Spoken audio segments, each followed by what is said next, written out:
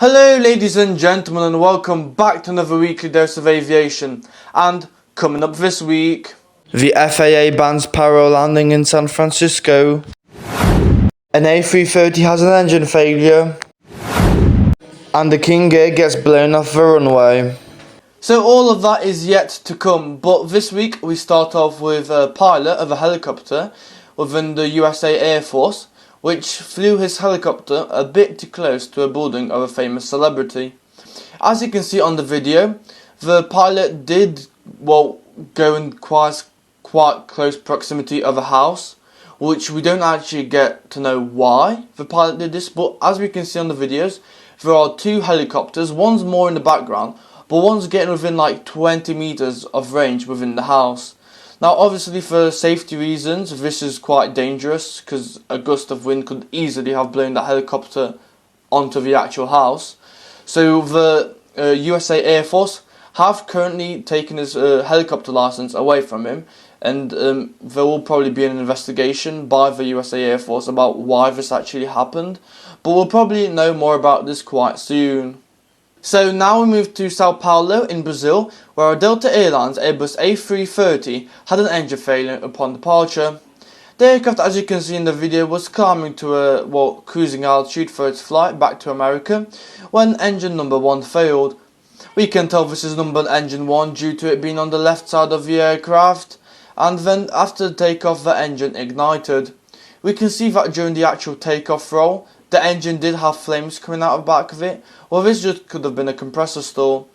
But shortly after takeoff, we can see that there's more flames, meaning that this is probably an engine failure. So after that, the Delta Airlines pilots did manage to make a quick U-turn back to Sao Paulo, and everyone landed safely. According to the local authorities, the flames coming out from the engines did start a small bushfire just to the side of the runway, but overall that got handled quite well and quickly, meaning no actual action had to be taken against it. The passengers did get evacuated and everyone was safe, and the aircraft got taken off the runway in approximately 3 hours. After that, the airport resumed service as normal and everything went back to normal. Now we head to Gamston Airport in the UK, which is located about 15 to 20 miles north of Nottinghamshire in the UK. This King Air was coming in to land onto one of Gamston's runways, and the King Air was a small regional aircraft. As you can see, the aircraft was landing in very strong crosswinds, as was labelled by the person who took the video. So the aircraft was coming in onto the runway with extremely strong crosswinds coming in from the west, and then the aircraft managed to spin round and face the east. So we can probably just infer that the aircraft did land on the runway, and then due to the wind it just got blown off simply like that, especially that the King Air is not a heavy aircraft. It did just probably get blown off. But as you can see, surprisingly, quite a lot of local authorities did get involved in this incident, as Gamston's only a small airport, only handling about 5 to 10 aircraft a day, and these are small aircraft. So there was approximately 2 fire trucks and about 4 police cars and an ambulance.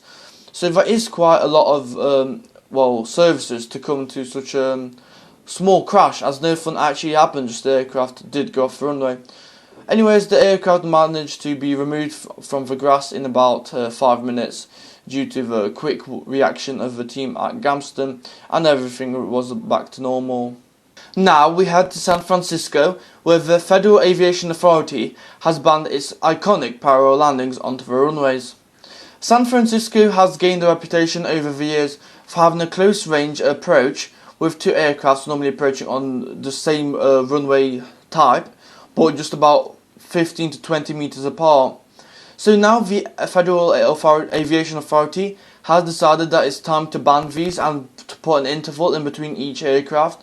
And a lot of people were saying like, oh, it's an iconic piece, but personally I think that it is quite the safe mood, as a little bit of wind could have made a big accident. For example, if you have 2 A350s coming into land, this could result in only about 10 meters to 15 being in between both aircraft. So this is dangerously close at this point, which could result in a serious accident if it isn't stopped. So although the approach will be missed due to its iconic and just scenic photographs that have been taken, I think it is better for the safety and mind of the passengers, as they aren't going to see an aircraft so close to theirs as the landing. So now, just to finish off the video, we're going to go back to America and talk about United Airlines and American Airlines and possibly Delta Airlines, but we don't know much about it yet regarding them.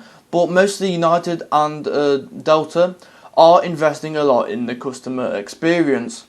So this includes fitting USB ports to basically every aircraft in the fleet, possibly upgrading the screens to OLED screens, which means better resolution. And also a lot of the airlines in America are thinking of fitting Starlinks to the aircraft. So as we all know by now, Starlink does provide Wi-Fi towards the aircraft.